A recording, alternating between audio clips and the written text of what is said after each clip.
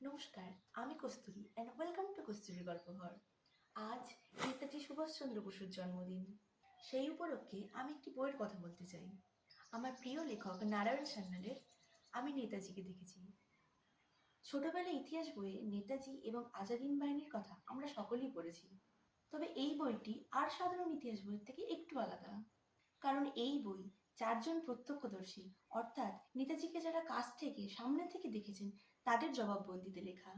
ঝাঁসির রানী বাহিনীর আরতি নায়ার, ভাস্করন স্টেনোগ্রাফার, আজাদিন বাহিনীর মধ্যে এস এ আইয়ার এবং নির্ভীক যোদ্ধা হরগোবিন্দ।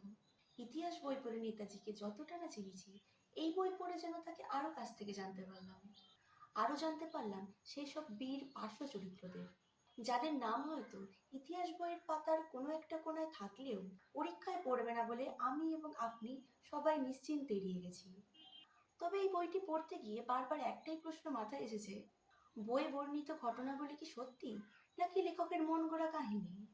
তবে তার উত্তরও লেখক দিয়েছেন গল্পের শুরুতে থাকা কৈফিয়তে। কারণবশত কিছু চরিত্রের নাম কাল্পনিক হলেও তাদের অভিজ্ঞতা এবং আচরণ বাস্তব উপাদানে গঠিত। যেমন রেঙ্গুনে যে তরুণ শিখ তার যথাসর্বস্ব দান করে নেতাজির গলার ফুলের মালা কিনেছিলেন, তার সঠিক নাম জোগাড় করতে না পারায় লেখক তাকে হরগোবিন্দ নামে উল্লেখ করেছেন। যারা নেতাজির সম্পর্কে জানতে আগ্রহী তারা তো আছেনই। আমার মতে প্রত্যেকটি বাঙালির এই বইটি একবার হলেও পড়া উচিত। কারণ এই বইটি পড়লে নেতাজিকে আপনারা আরো কাছ থেকে জানতে পারবেন। যে নেতাজিকে ইতিহাস বই আমাদের কখনোই দেখাতে পারেনি, সেই নেতাজিকে চিনতে পারবেন। এই নারায়ণ সান্যালের আমি নেতাজিকে দেখেছি অবশ্যই পড়ুন। আশা করি আপনাদের ভালো লাগবে। অনেক ধন্যবাদ।